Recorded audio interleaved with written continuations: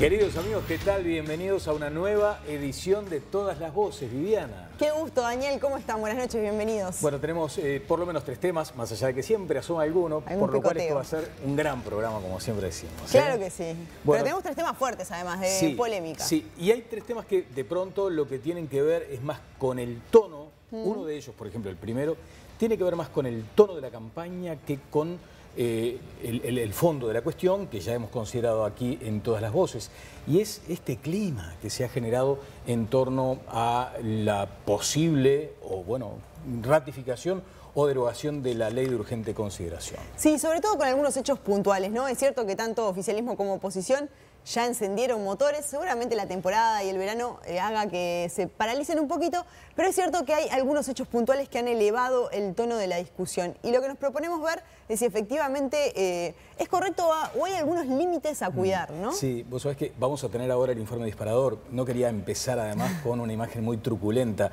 pero ¿te acordás la muerte de Tupac Amaru cuando le atan cada extremidad a un caballo y ahí empieza el tironeo para tratar de matarlo? Bueno, me parece que algo de eso sucedió con este acontecimiento, con este incidente que aún está en la órbita de la justicia, donde sobre una persona fallecida empezó el tironeo de uno y de otro lado, pero lo veremos en el debate. Aquí el disparador.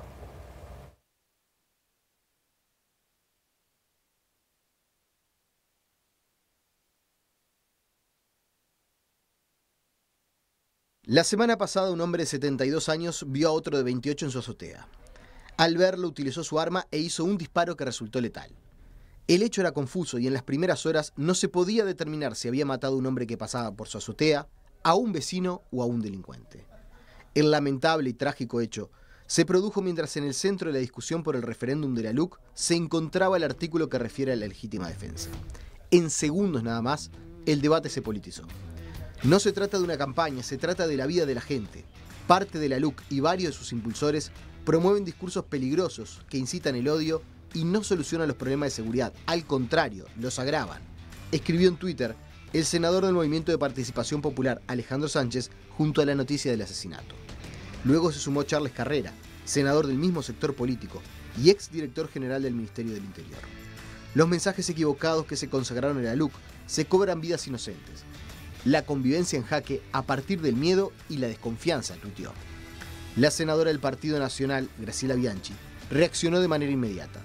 Senadores del MPP vinculan homicidio en Barrio Peñarol con efectos de la LUC, decadencia cultural como contracara de la falta de ética pública.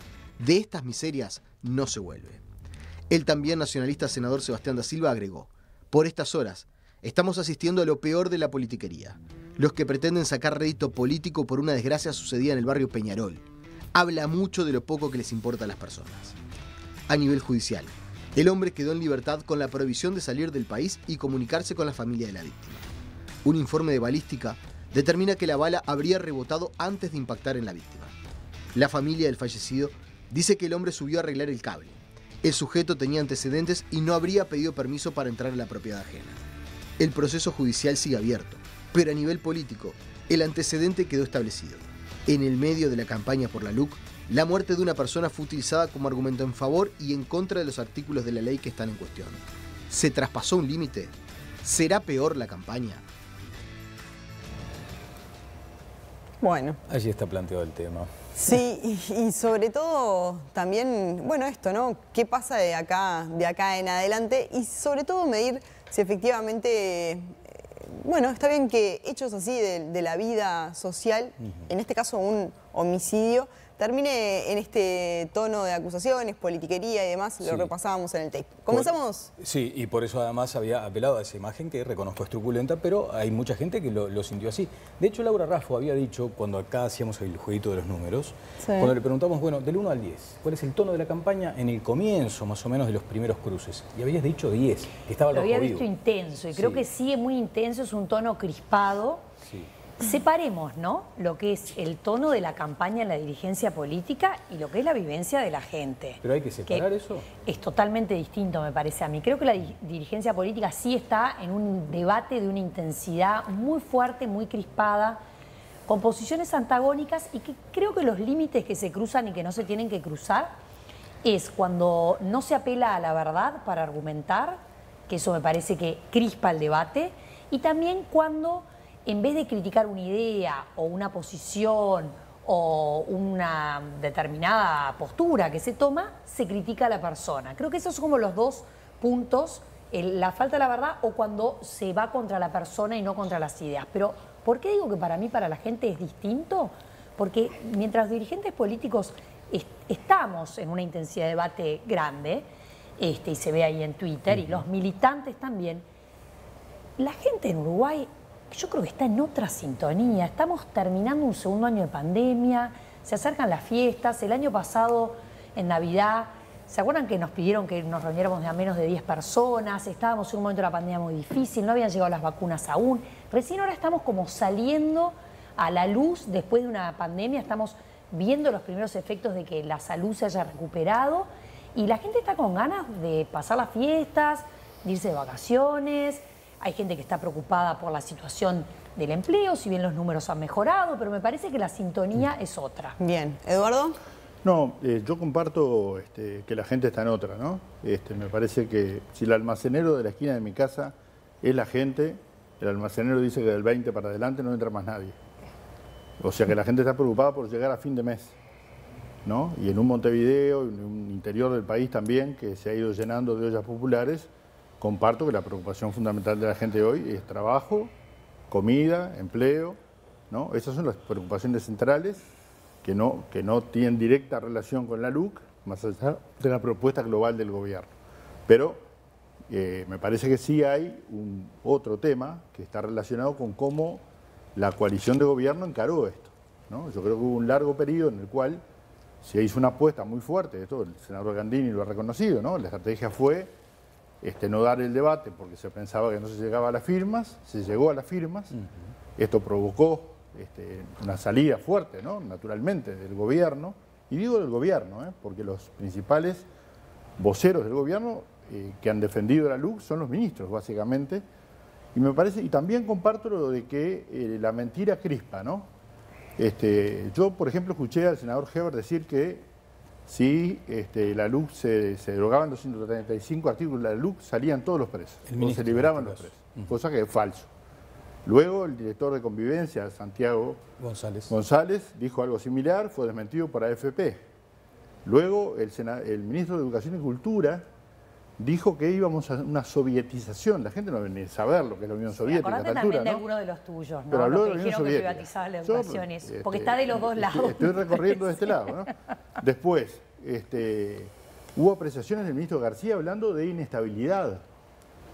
Ayer el senador Penades hizo una referencia a lo que tiene que ver con la pérdida, lo que se iba a sentir como pérdida de peso del gobierno, respeto del gobierno, no sé cuál fue el término que usó, si la LUC era derogada. Pero sin embargo la democracia directa está garantizada en la Constitución por el artículo 82 y la democracia radica en el soberano, que es el pueblo. Por lo tanto, no hay nada más democrático que el referéndum o cualquier instancia de democracia directa. Entonces, todos esos elementos, salidas que intentan en algunos casos, lo de Heber me parece preocupante, ¿no? Decir que van a liberar a todos los presos cuando es obvio que no es así.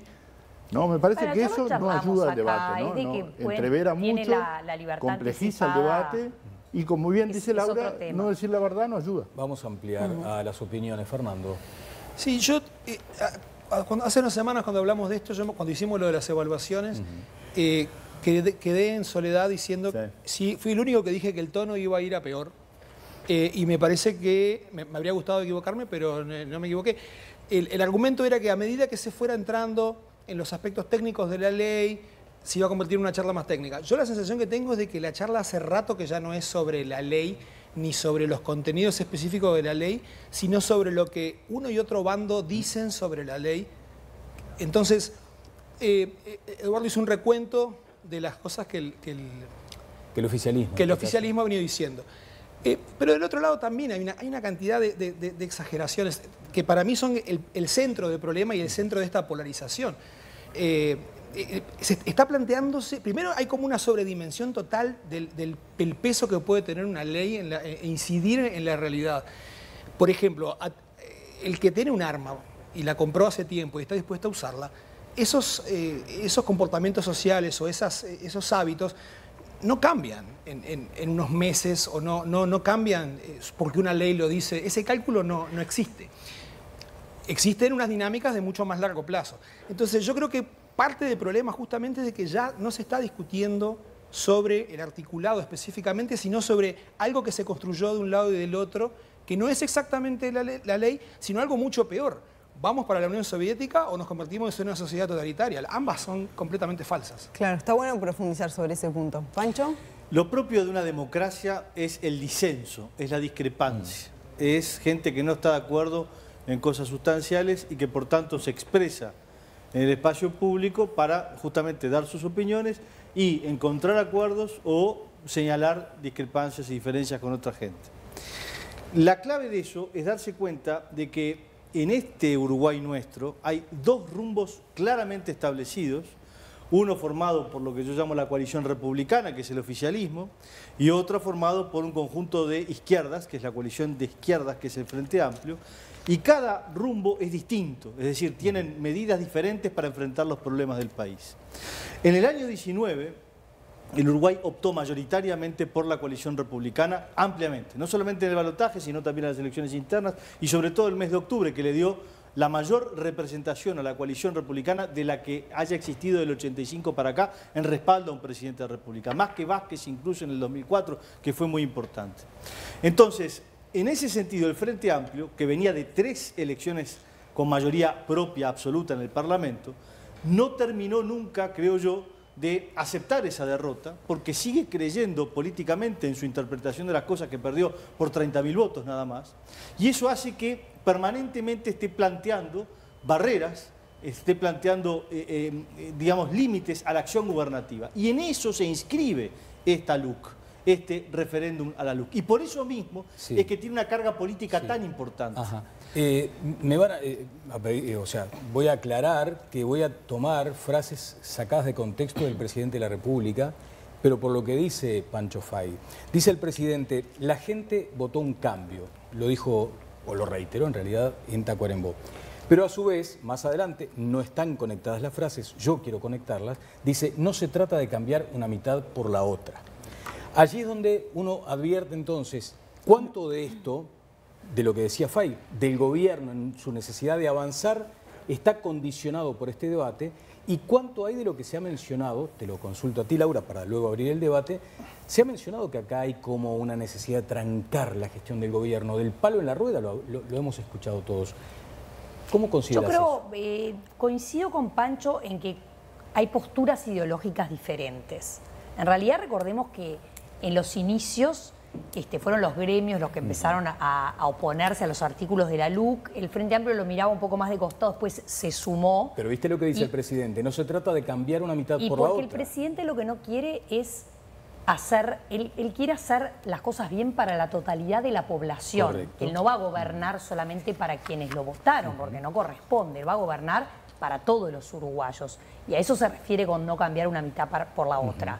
Distinto es cuando a nivel ideológico se presenta, en este caso, una batalla donde coincido con Fernando que se ha ido, en vez de hablar de los temas específicos de la ley, se ha ido hacia las ideologías. No, bueno, el gobierno ausente y o los estados dictatoriales en el control de la seguridad, ¿no? En vez de decir, bueno, me gusta tal artículo o no. Entonces, yo creo que aquí está muy presente en el debate la ideología y el poder decir, si gana en el sí, es un golpe al gobierno, si gana el no, es un espaldarazo al gobierno. Es que da la sensación de que en definitiva eso es lo que va a terminar siendo, ¿no? Porque también ya arrancamos como en esto de la campaña de los eslogans, ¿no? Y instalar determinadas cuestiones que, más allá de si dice eso la ley o no, va a ganar tal o cual eslogan. Por lo menos es lo que da la sensación en este primer tramo. Que ahora vos mencionabas, palo en la rueda,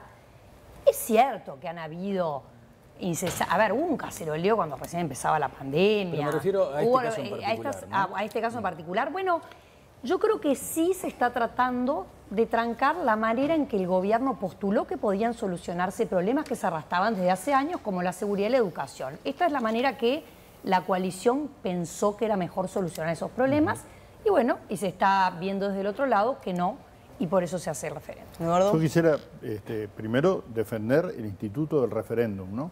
Primero porque fue utilizado por todo el mundo. Acá se hizo un referéndum por el tema de la interrupción voluntaria del embarazo, por ejemplo. Nadie lo está criticando, el instituto del referéndum. No es un palo en la rueda, es un mecanismo constitucional que valga la redundancia, la Constitución establece porque la soberanía radica en la nación. Artículo 82 de la Constitución de la República, ¿no? La soberanía radica en la nación e indirectamente en los representados. O sea, primero en la nación, en la gente, y luego en el Parlamento y el Poder Ejecutivo.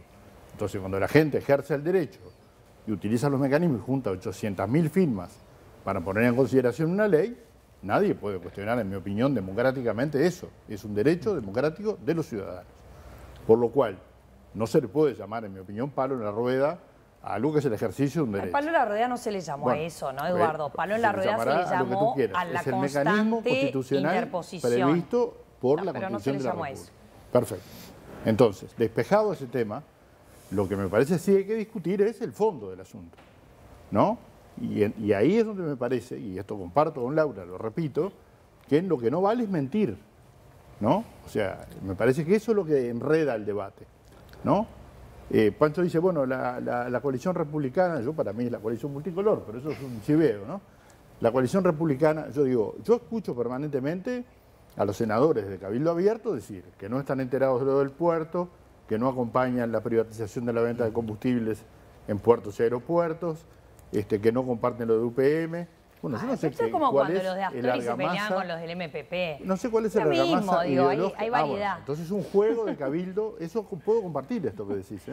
Hay variedad en las coaliciones. Es una falsedad de Cabildo que hace, que hace de oposición, ¿no? Y en realidad vota todo. Yo eso estoy de acuerdo contigo. Cabildo hace de oposición, pero cuando llega el momento levanta la manita. Dice que los recursos de la vivienda son insuficientes, pero cuando se vota el presupuesto, levanta la manita. Entonces, pero eso es parte del juego político, como también un poquito enredar la madeja. El juego político es tratar de ser coherente con lo que se dice, ¿no? Si yo digo que es insuficiente, no lo voto, pido más. Pero no es la primera ni va a ser la última. Pero volvamos a lo anterior. Me parece que lo fundamental es que el debate se centre en los aspectos vinculados a los contenidos de la ley y las posibles consecuencias. Una la vimos ahora, ¿no? Es parte de un debate. Sí, sobre y eso, ahí por ejemplo... quiero decir una cosa que dijo allá el compañero, estoy muy mal, Fernando, horrible, pido disculpas. Respecto a los impactos de algunas de las cosas que se afirman, ¿no? Porque esta discusión sobre la legítima defensa, ¿no? Que está consagrada, que ya está para los policías en el Código del Proceso Policial, para la gente en las normas legales vigentes, también genera un clima, ¿no? Un clima en el cual uno siente la sensación, o alguna gente siente la sensación de que tiene derecho a hacer determinadas cosas. Pero te estás refiriendo a este caso concreto que no, pudo me estoy refiriendo a ese caso, al caso del chiquilín que manejaba, que robó una oveja y lo mataron de un balazo en la nuca, en Paysandú o en Salto. O sea, hay una serie de hechos que los defensores de oficio han denunciado, 82 casos de excesos policiales. Parecería que los defensores de oficio son algo bastante valioso, en mi opinión, ¿no? Porque ejercen una tarea bien valiosa para la sociedad. Entonces, alentar eso, con el discurso, también provoca esa sensación de impunidad. Eso me parece que es peligroso, ¿no? ¿Alguien alienta que le disparen a la gente? No, pero se ha dicho que se puede... a ver, yo he escuchado a su guía decir cosas muy gruesas, ¿no? No quiero algunas ni siquiera repetirlas porque creo que tú no las compartís, ¿no? Yo nunca alentaría que nadie le dispare a nadie. Por eso. Pero me refiero a otro, a sus afirmaciones sobre las violaciones, ¿no? Pero quiero decir que el hecho de explicar y de alguna manera decir que uno tiene derecho a tirarle a alguien que está en el galpón de su lugar sin que lo ataque, ¿no? Sin que haya una acción que atente contra tu vida, sino que simplemente eso no es lo que esté llevando dice una bicicleta no nos vayamos y le puedas tirar. Y efectivamente lo que este hombre entendió y por eso le tiró, ¿no? Perdón, una cosa. ¿Vos realmente pensás que el tipo, y no, sin la menor intención de defenderla, eso sí. vos realmente pensás que el tipo saca esa cuenta y dice, ahora que tengo una ley que me permite pegar un tiro, a mí me parece totalmente yo creo absurdo? que el tipo escucha todo el día. esa pero, posibilidad. sí, pero escucha muchas cosas. Escucha también que nos vamos a convertir en la Unión Soviética. Lo que quiero decir es, no hay... Pero no él hay sabe una- que no existe la Unión Soviética. pero no hay, para mí, o sea, y no quiero sacar chapa de sociólogo ni nada, pero me parece que es un poco disparatado pensar que a partir de una ley que ni siquiera se terminó de desplegar por completo, la gente va a sentirse autorizada a pegarle tiros en la cabeza a la gente. Perdón, esas cosas, esas formas de resolver las situaciones, no es que no pasaran antes en Uruguay, porque uno puede decir aumentaron, se sienten validados, Pero lo tu que sea. mensaje, el discurso ese no tiene incidencia en la población. Pero Lo, no lo- aumentaron, lo que eso estoy es diciendo es que no creo que sea una cosa que pase de 0 a 100 No, yo porque no se dije aprobó eso. una ley. Digo que se y- va en y- ese camino, ¿no? Vos decís que antes no había gente que No le hay- pegara no hay un balazo a ningún la dato gente. Pero en verdad, Yo Pero no hay recibí ningún gente, dato que diga que se va en ese camino, ¿no? No aumentaron los casos de legítima siendo edil. defensa. No aumentaron y de hecho no hay un cambio radical en esto, ¿no? No, yo espero que por no eso. lo haya, además, ¿no? No, pero, Digo, está bueno también plantearlo más sí. allá de que estábamos hablando del tono, nos estamos metiendo en un Claro. tema que ya tratamos, pero vale también dejarlo en claro. Exactamente. De todos modos, también acá lo que se ha planteado es esas 84 denuncias de defensores de oficio y de pronto, no sé, corregime Eduardo, mencionás también que la policía puede sentir como cierto empoderamiento a instancias de la LUC para sentir aquella cosa del gatillo fácil, que no tiene que ver con la legítima defensa. Bueno, yo no me animo a hacer una afirmación tan contundente, ¿no? Lo que digo es que ese discurso permanente del respaldo a la policía, Sí, pero es respaldo a la poco policía, probable que el señor de 72 años esté pendiente de la LUC. No, puede Ahora, ser que sí no. la policía, de hecho se ha dicho, la policía hoy con la LUC se siente mucho más defendida, se siente mucho más protegida. Hubo menos Ahora, también cantidad de hubo un curso delincuentes hace poco abatidos por la policía. un curso también hace poco a la policía en la que los abogados del gremio le recomendaron, si estás en una persecución y se te va, no tires, porque vos tenés todas las de perder en el juzgado, no Han está claro, explicado. entonces que el delincuente se pierda. Digo, hay mensajes que van en distintas líneas. Bueno, ahora- pero yo creo que es un rol importante el del sindicato policial en ese aspecto. Sí, sí, que sin ha duda. aclarado y ha puesto límites, ¿no? Y ha explicado, porque es lo que ya conversamos alguna vez, ustedes lo decían recién, que en realidad alguien puede sentirse empoderado, pero luego cuando llega frente al juez, se acabó el empoderamiento, ¿no? Sí, quiero poner un poco contexto también, porque parece que vivíamos en Disneylandia y de golpe apareció un montón de gente que quiere matar a otra o que se complica una situación de mayor violencia por tener armas. A ver, en el año 18 hubo 414 homicidios y al entregar en el año 20 el gobierno del Frente Amplio había prácticamente 32.000 rapiñas. La rapiña es el robo con violencia. O sea, la situación que tenía Uruguay no era una situación de sociedad pacífica en la que pasaba muy poca cosa y entonces fíjate qué espantoso esto que estamos haciendo ahora, que vamos en un sentido de mayor represión y una represión que se va de las manos. La situación del Uruguay era una situación al límite de la anomia social, para tomar un término clásico de sociología, en donde había barrios enteros en donde la policía no entraba. Y si entraba, era salida y corrida a balazos por delincuentes estructurados, armados. Pasó en este gobierno también, ¿eh? Sí, por supuesto, Lo pero sacaron menos. del 40 semanas sí, a balazos. Sí, pero está bien, pero ha bajado. Pero es notorio que han mejorado las Sí. cifras en materia de inseguridad. Eso Pandemia lo reconoce mediante. todo el mundo con buena fe, reconoce eso en hurtos, en violencia doméstica, en rapiñas y sobre todo, lo más importante, que son los asesinatos. Entonces, ese es el contexto que tenemos. Ahora, me quiero quedar con lo anterior. Yo creo que es bastante razonable que si le ponemos esa carga política a la LUC, es decir, a un referéndum en donde si gana el no, el espaldarazo es para el gobierno y si gana el sí, el espaldarazo es para la oposición, y si hay efectivamente, como yo creo que hay, dos modelos distintos, bueno, que se ponga toda la energía, incluso haciendo FAU y haciendo goles en offside, digamos, para llevarlo al término político, o sea, llevando cosas que no hay que hacer, pero es bastante razonable que ocurra, porque la carga política que se le está poniendo es muy fuerte.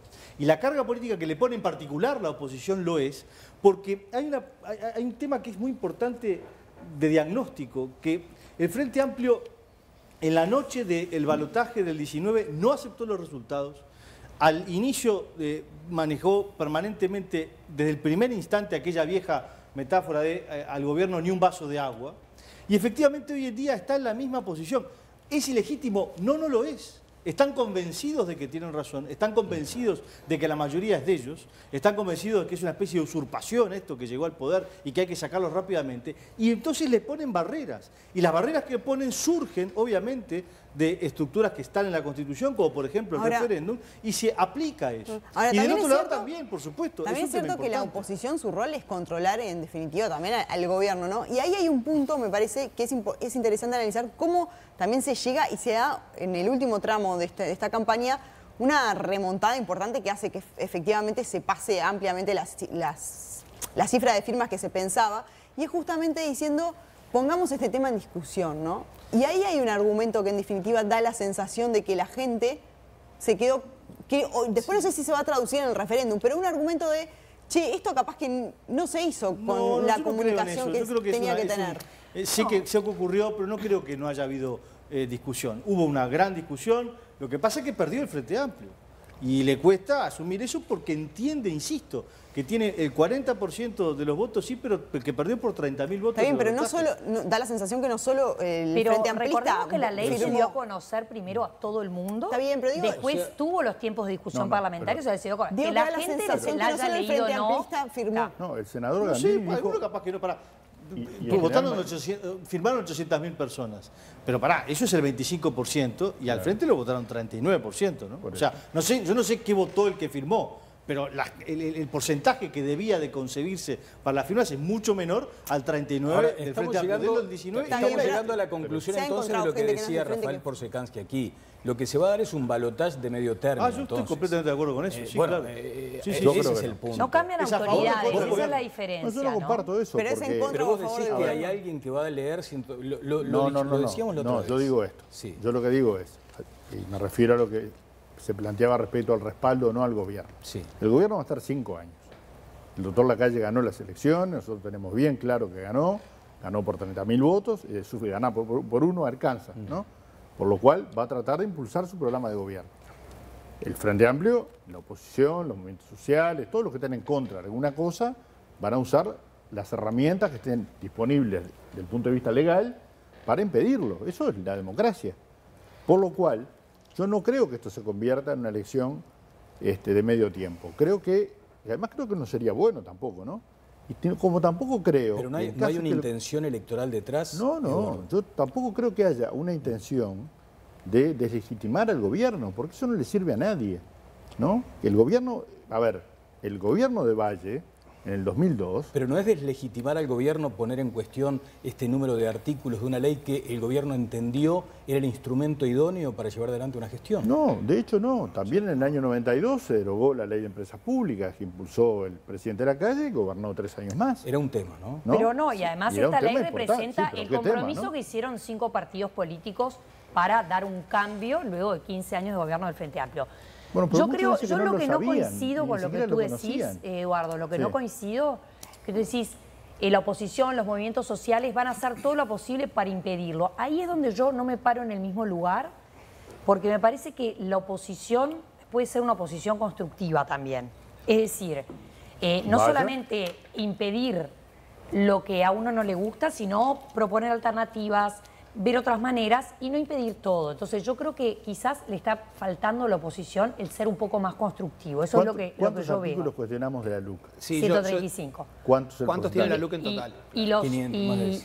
y los no, pero ¿qué Todo tiene que lo ver? demás Estás lo haciendo un votamos. referéndum donde cambia Y tres radicalmente de los todo que lo de están en- seguridad y tres de los que están y en el referéndum radicalmente también, todo ¿no? lo de la Pero- reforma Pero eso Artículos me de parece, 100 a mí me parece que eso no es objetable. O sea, la oposición, así como el gobierno decide sus prioridades, la oposición define Pero cuáles yo son no las cosas. yo no coincido con la visión de que vamos a impedirlo, como dijo él. Yo no coincido con Bueno, impedir. yo no utilizaría ese término, pero lo que Bueno, sí por digo es eso, que me él utilizó, No, por eso yo no Hay pensé, coincido. una pero pregunta, claro ¿cuántos que son sí. los artículos en los que hubo acuerdo y se aprobaron? 50% por unanimidad, tanto en diputados como... ¿Alguien conoce uno de y esos están artículos? cuestionados el ¿Me puede- 28%. ¿Alguien Sí, conoce yo me uno lo- de esos mirá, artículos? yo me leí, ¿viste Hay el de librito todo. ese que yo traigo? Sí. Yo me leí la LUC. Me tomé el trabajo. Lo que te quiero decir es, de los artículos que se buscan derogar, tanto en seguridad como en educación, que son 2 temas en los que realmente profundicé, se deroga como el esqueleto de los cambios. La reforma educativa que está tratando de hacer este gobierno a través de la LUC, si se derogan esos artículos, caen elementos centrales. Lo mismo con seguridad, caen elementos centrales. Eso es a lo que me refiero. Porque la oposición considera que esos elementos centrales están yendo hacia un lugar que no tienen que ir.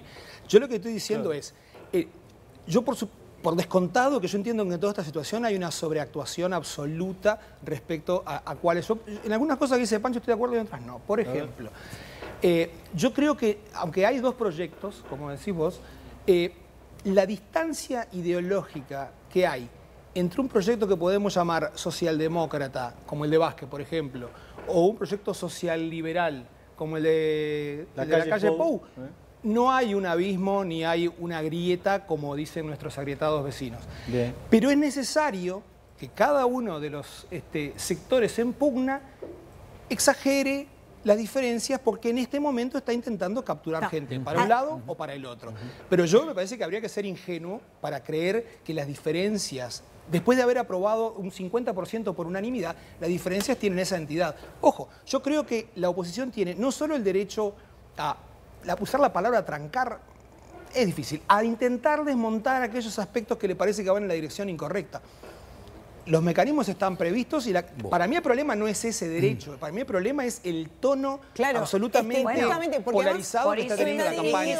Se plantea el debate ese ideológico. Del De las tono, dos mitades no, y también estuvo planteado por el propio presidente. está bueno marcar también que hoy decíamos, la sociedad no tiene ni idea, está esperando la Navidad e irse de vacaciones, pero también hay todo un grupo de gente, de militantes y gente que está muy metida, que es importante el mensaje que los políticos dan para esa gente, porque después son los que derraman para abajo y ahí es cuando hay violencia después. Eso es muy importante, coincido plenamente. Que no maquillen y votaciones. lo que bajan los políticos a los militantes y para abajo, porque después eso es lo que genera la Te cuento, grieta. por ejemplo, lo que hizo la juventud del Partido Nacional, que es la que conozco más, ¿no? Porque con la juventud de la coalición también he trabajado. Ellos se prepararon para poder explicar cada uno de los artículos. Hicieron una serie de talleres y después empezaron a explicarlo. Y ellos cuando hacen las reuniones son explicativas. Entonces me parece que sí es eso lo que hay que transmitir. Tenemos que pasar a otro tema rápidamente porque los tiempos nos están correteando. Bueno, y antes el consejo y después vamos con la vacunación en niños. Viví el puesto. Viví Uruguay. Gastronomía, estilo y tradición en uno de los lugares más lindos de Carrasco. El Puesto, la parrilla tradicional de Montevideo. En la primera quincena de enero, los niños de entre 5 y 11 años con factores de riesgo van a ser vacunados contra el COVID-19. La decisión de vacunar niños es un paso más en el intento por frenar la epidemia que parece reaparecer en Europa con otra ola y se agrava por la aparición de la cepa Omicron, que parece menos letal pero más contagiosa que las anteriores.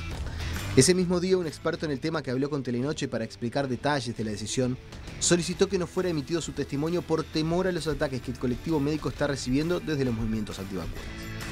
El viernes, las Academias Nacionales de Ciencias, Economía, Ingeniería, Letras, Medicina y Veterinaria rechazaron las situaciones de acoso sufrido por los profesionales. Emitieron un comunicado en el cual rechazan las diversas situaciones de acoso a nivel de redes y vía pública que han sufrido varios integrantes de nuestra comunidad científico-tecnológica por su importante y desinteresada actuación en el marco de la pandemia de COVID-19.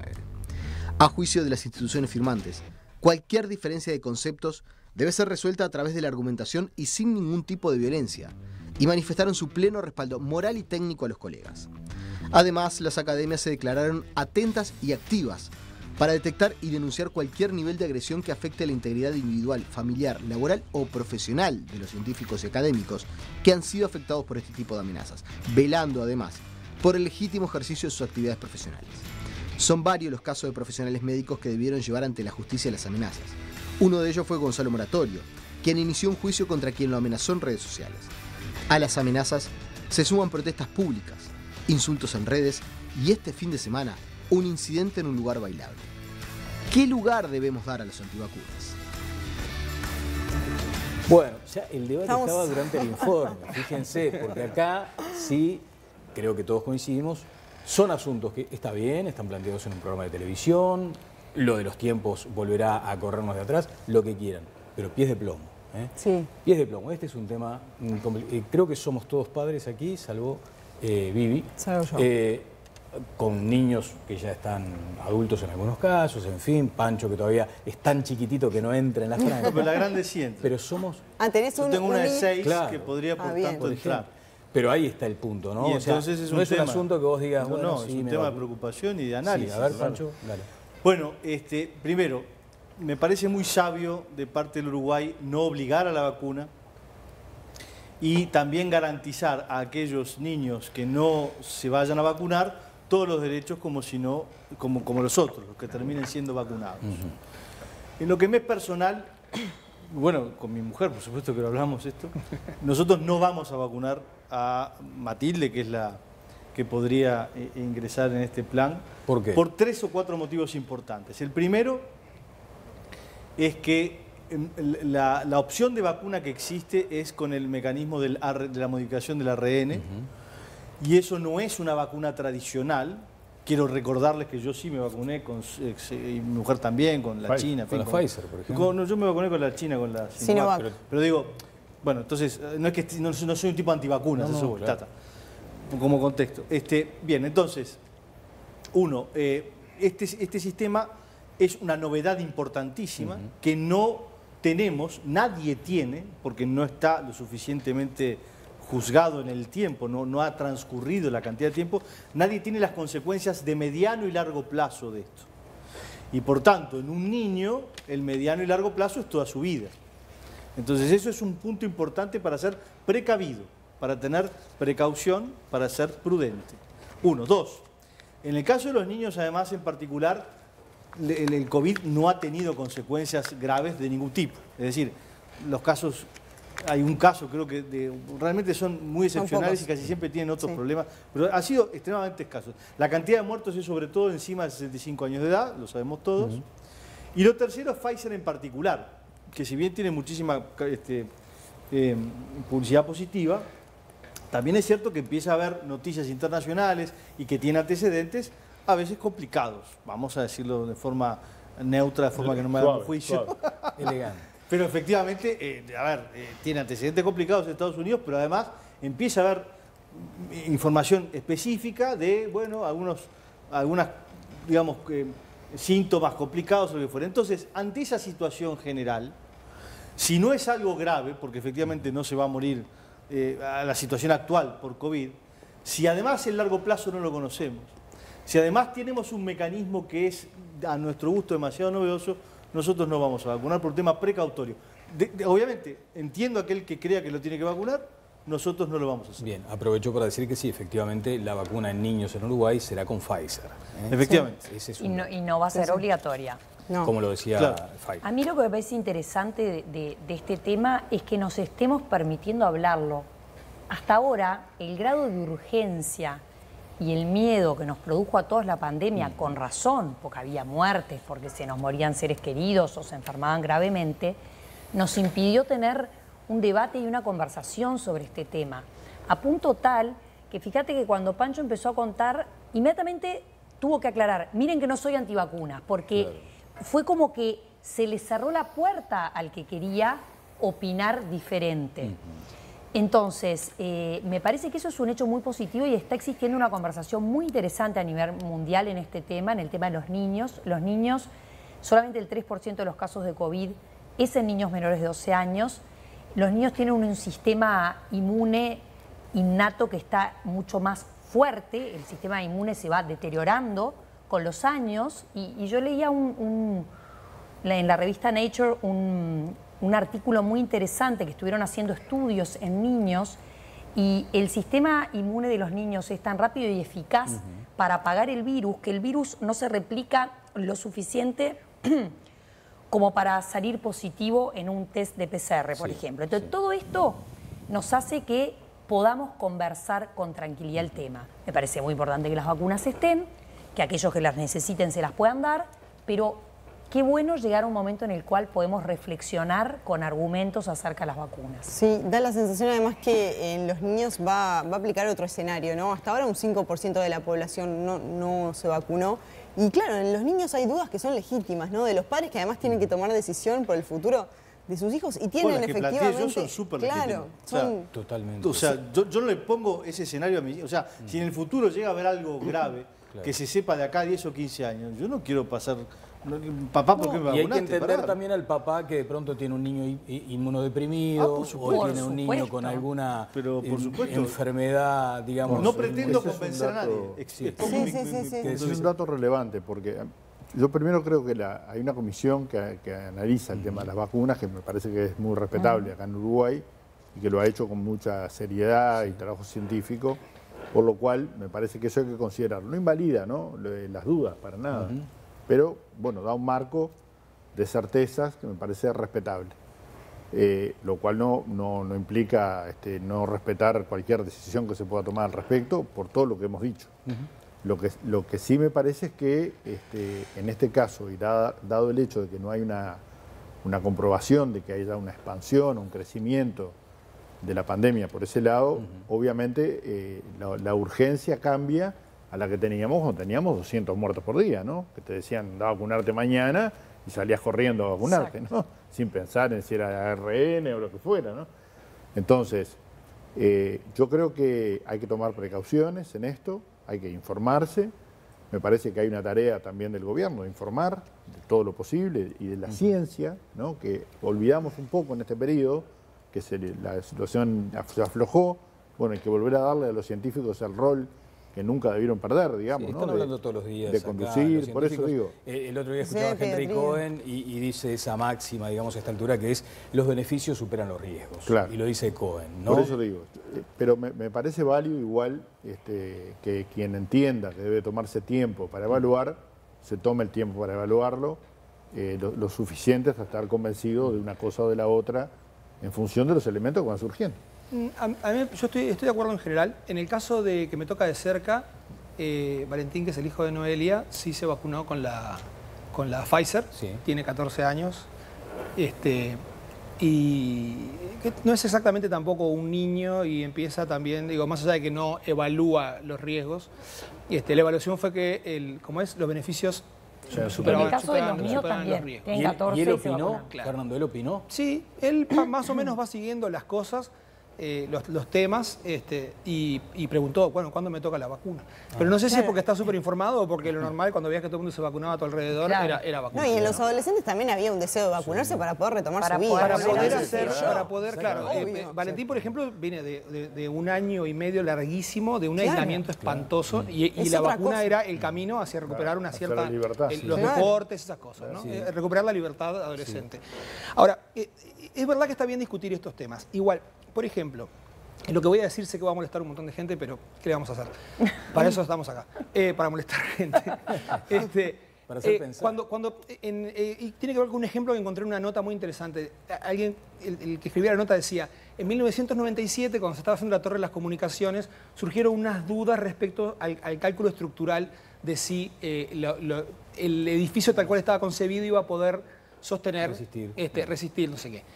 Se consultó, se hizo una consultoría entre ingenieros, gente que trabajaba en cálculo estructural y decidieron seguir adelante con la construcción. Bueno, esto es un poco parecido. El debate lo debemos tener todos y cualquiera puede verter su opinión. Ahora, la calidad de las opiniones que se vierten es otra cosa que es distinta de la posibilidad de ejercerlas, de decirlas. Claro. Entonces, me parece que, aunque es un tema que todos debemos discutir, muchas veces se salta del matiz a la locura desatada. Por ejemplo, en el tema de las diferencias que habían entre el informe de la Asociación de Farmacología y la Asociación de Pediatría, era un informe que, a partir de un matiz, hacían una recomendación la otra, pero en realidad era un matiz. Los dos decían, no hay suficientes pruebas respecto a cómo ha evolucionado el tema de la vacuna en niños, mejor no lo hagamos. Y el otro decía, aunque no hay suficientes pruebas, las pruebas que hay parecen dar la sensación de, etc. Entonces, a partir de un matiz se salta a un ataque delirante a los médicos, acusándolos de ser esto y lo otro y lo demás allá. Bueno, esa parte, ese no es el debate que hay que tener. Claro. Exacto, bueno, pero... El debate que hay por que tener eso. es decir, bueno, ¿cuándo estará la estadística suficiente como para saber Bueno, que podemos dar la vacuna? exactamente. Y por suerte nos lo permitimos hacer, porque hace 8 meses atrás, Genial. si alguien se sentaba en este programa a decir, che, veamos si la vacunate, lo linchábamos entre todos y estábamos todos haciendo la mandábamos cola al para Zoom. vacunarnos. Mandamos al Zoom. También hay algunos datos en estas horas, ¿no? O sea, crece la incidencia de la enfermedad en niños de 5 a 11 años del 10 al 34%. De casos. Claro, de casos. Sí, pero entonces, ¿pero por qué? Porque el bichito ya no puede entrar en ti, entonces se traslada. Es eso, ¿no? Es eso. Y el gurí es el que después te contagia intrafamiliarmente o también en el cole. Bueno, es cierto, pero a su vez estamos todos los adultos bastante vacunados, porque ese es otro cálculo que hay que hacer. Si no lo vacunás, es cierto que el abuelo está vacunado, que el padre está vacunado, entonces tampoco es que la carga de reparto sea tan grande. Bueno, ahora sí tenemos que hacer la... ¿Votaron anoche, ayer? Voté. ¿Los cuatro? Estamos bien. ¿Sí? ¿Votaron todos? Votaron todos. ¿Vos votaste todos? Yo no fuiste estaba a Tacuarembó, habilitada. ¿No fuiste a Tacuarembó? No fui a... No, yo tengo el traslado. Ah, ¿tenés acá? Pero sí, es necesario, doy mi argumento. No creo, pero... Bueno, después de la pausa.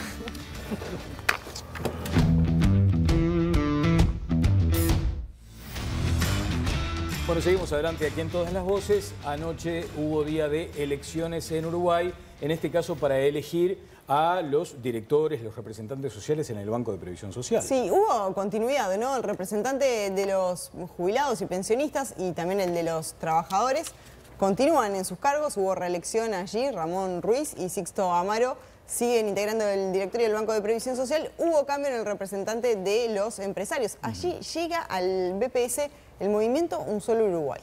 Bien, cuando uno toma la referencia del Banco de Previsión Social, no sé si lo decía en su momento, bueno, no sé si no era Murro, claro, el Banco de Previsión Social está contigo antes de que nazcas, en el nacimiento, en la vida, en la vejez y después también. Te acompaña siempre. Porque sirve pensión. La intendencia te recibe en la policlínica y después te lleva al cementerio. Tremendo. Bueno, Qué pero imagen. digo, claro, el Banco de Previsión te cruza todo, hasta antes y después de la propia vida de cada uno de nosotros. Por lo cual, allí es donde uno asume que algo que suceda en el directorio del banco debe ser relevante. Sin embargo, qué poco importantes fueron las elecciones, ¿no? En el sentido de la cantidad, de la poca gente que fue a votar y también de la desinformación que había y de todo lo que apareció dentro de los sobres. Vamos a este informecito, a ver. Sí, eso también, a ver. Votó 77%. El sector empresas en el Banco de Previsión Social va a estar representado por un candidato apoyado por el Movimiento Un Solo Uruguay. El sillón para trabajadores y pasivos va a seguir siendo ocupado por representantes que reciben el apoyo del PIT-CNT y el Frente Amplio.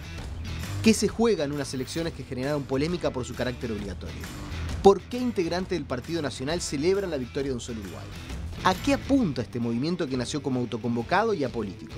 ¿Y qué implica que la izquierda siga manejando los cargos destinados a pasivos y trabajadores? Gente piensa que se la van a comer. Al señor ex ministro de Trabajo le voy a preguntar lo que le voy a preguntar ¿cuándo se instrumenta la nueva gobernanza del BPS, digamos, con esta conformación en 1900, en aquella reforma? Se instrumenta en el 90, pero se introduce en la reforma del 66, ¿no? Sí, pero en el 90 es que se terminan votando.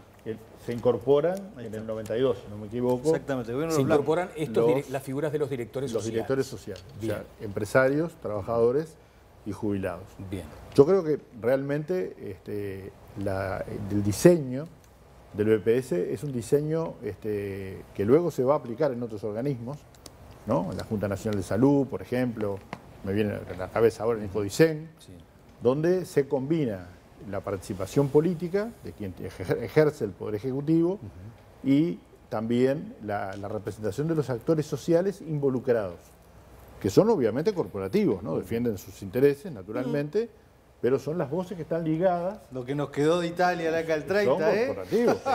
Pícaro.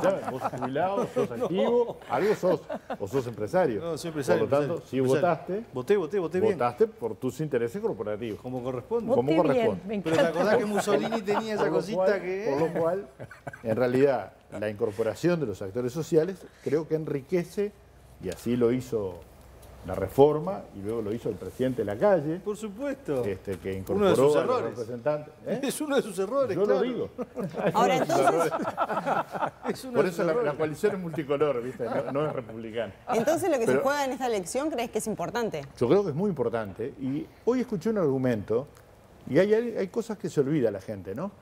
El argumento es, en realidad, esto no sirve para mucho, porque el Poder Ejecutivo tiene 4, los actores sociales tienen 3. Es imposible que incidan. Bueno, pero hay un ejemplo que no fue así. En el gobierno del presidente Mujica, se incorporó al ex presidente del BPS, acaba de salir, Hugo Odicio, hincha de Goes como yo, al cual se lo incorporó al directorio del Banco de Previsión Social. Por lo cual quedaron 3 directores que representaban al Poder Ejecutivo, 1 a la oposición y 3 directores sociales. ¿Y a qué va el razonamiento? Quiero decir que en ese caso el Poder Ejecutivo no tenía la mayoría asegurada, como establece la norma legal. ¿Por qué? Porque había un representante de los jubilados, uno de los trabajadores, uno de los empresarios y uno de la oposición. Luego Tabaré Vázquez cambió eso y se fue al esquema tradicional, que es el que hay ahora. ¿Pero en ese esquema hubo algo revolucionario, un cambio tremendo? No, pero hubo una apuesta importante que el presidente hizo de incorporar a muchos ámbitos que luego, en mi opinión por lo menos, en ese aspecto no se continuó con esa política, ni en el gobierno del Frente ni en el actual gobierno. Pero ese dato indica que la presencia de los directores sociales no es menor. No solo porque voten o dejen de votar, sino porque hablan, opinan, discuten, salen en la opinión pública, dan opinión con respecto a los temas y tienen, ahora sí, me parece que nadie va a discutir, un respaldo. Ramón Ruiz tiene 400 y pico mil votos, ¿no? Sí. O sea que me parece que nadie va a discutir, ¿no? Que son, si no me equivoco, 8 senadores, ¿no? Más o menos.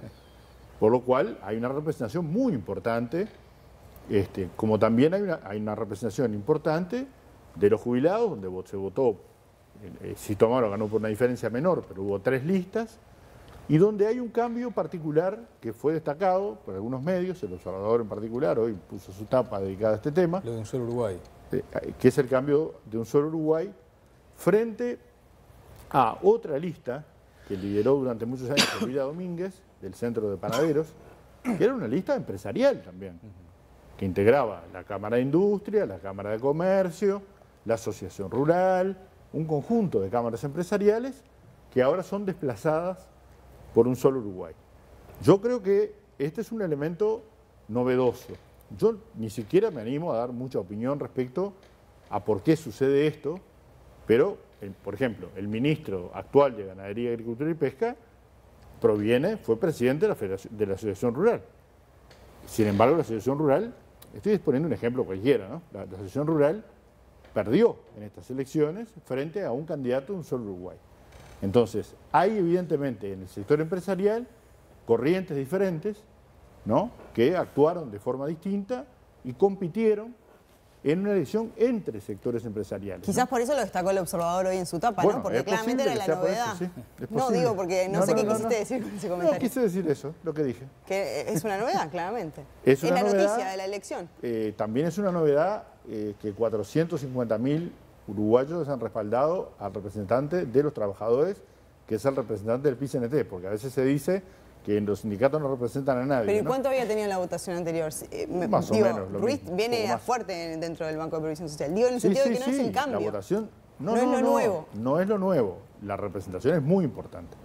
Ahora, lo nuevo sí efectivamente es lo de Un Solo Uruguay. ¿Qué es lo primero que les viene a la mente cuando menciona el movimiento en estas circunstancias? A mí me llamó la atención, me pareció interesante, como un movimiento autoconvocado y que en su momento surgió como un movimiento de protesta frente al gobierno, logra irse consolidando y armándose como para llegar a tener representantes en nada menos que en el BPS. Y por lo tanto nos trae un tema que ya hemos hablado acá, de cómo surgen los outsiders de la política y terminan metiéndose en el sistema. Me parece muy interesante porque, en definitiva, los movimientos sociales que hacen reclamos y que tratan de llegar...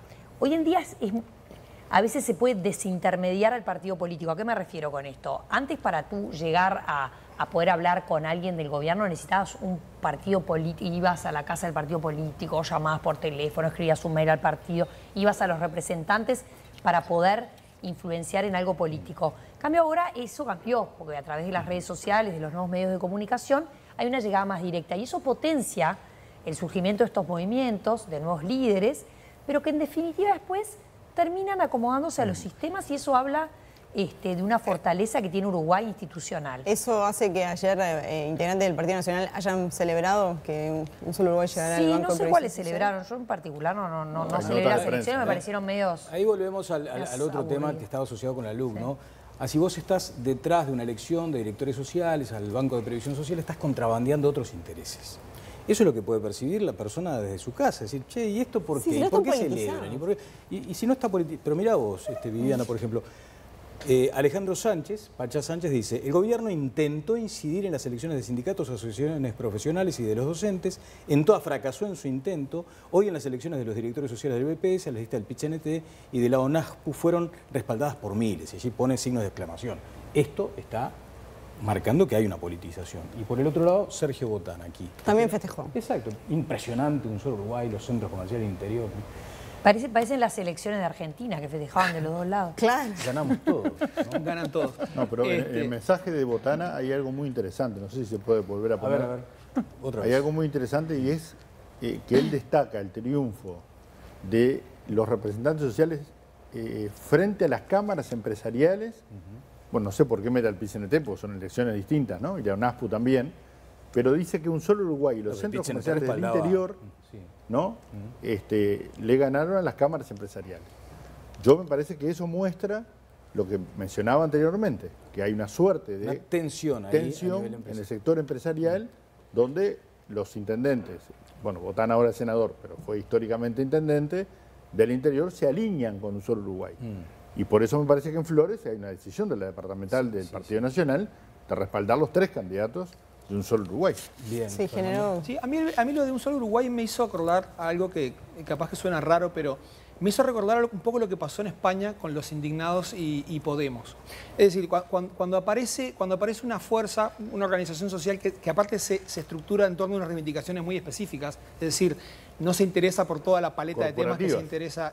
¿Corporativas? Sí, o corporativas o hay otra palabra. De nicho o como temáticos. Es como los partidos temáticos, ¿no? Yo soy un partido ecologista, soy un partido y no tengo otra agenda que no sea esta.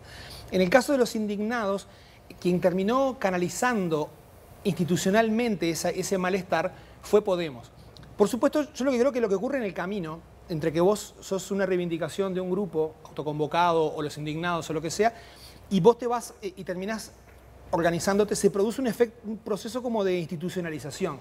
Algunas cosas originales te quedan por el camino y en algunas otras lo que haces es volverte operativo para poder mantener tu posición a lo largo del tiempo, más allá de la reivindicación puntual o de la demostración tipo marcha o convocatoria, lo que sea.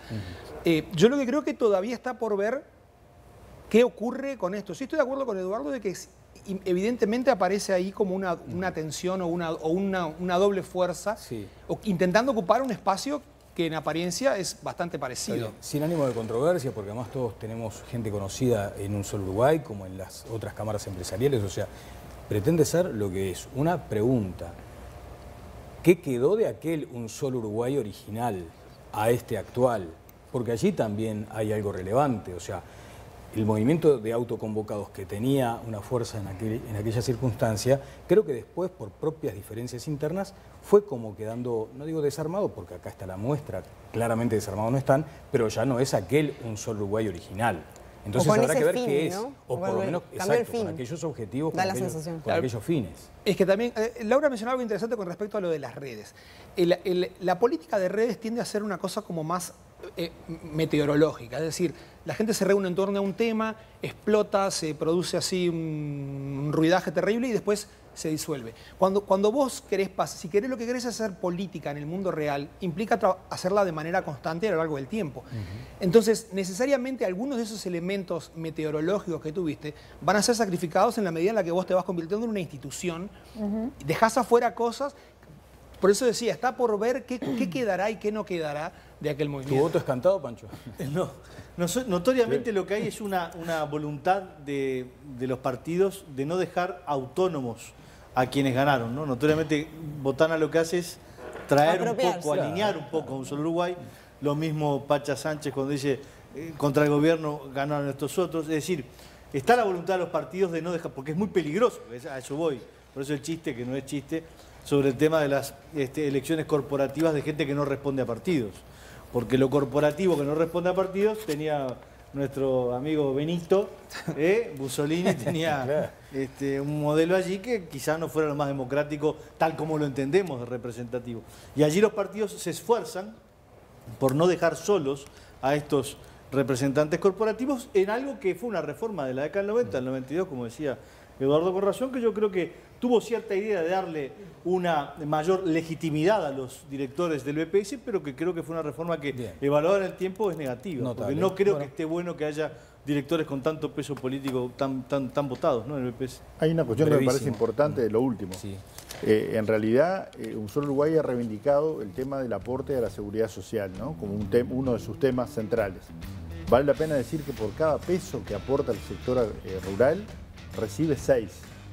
Estos son datos del Banco de Previsión Social, ampliamente difundido en su momento. Por cada peso que aporta, recibe 6. Quiere decir que esa reivindicación, que supongo que debe estar en el programa actual, me parece que no va a tener éxito. Bueno, muy bien, nos estamos yendo. No aumenta la nafta, ¿eh? ¿Estás contento? No aumenta la combustible. Sí, loco la vida. Me gustaría que bajara la luz, porque me está ganando plata es la UTE, ¿no? Y la luz no baja. Por lo tanto, debería bajar la luz y deberían bajar los combustibles también. Se mantiene, ¿no? En diciembre se mantiene. Bueno, muy bien. Nos vamos con las ganancias extraordinarias de quién? De UTE. De UTE y de ANCAP. Y de ANCAP que todavía ¿Qué querés? ¿Que lo suban? No, te estoy diciendo que bajen la luz, que bajen la nafta. Se viene porque en extraordinarias. enero hay ajuste de tarifas, así que habrá que ver qué hace el gobierno de la calle. Bueno, nos vemos el lunes, ¿eh? Será hasta el lunes. Chau, chau.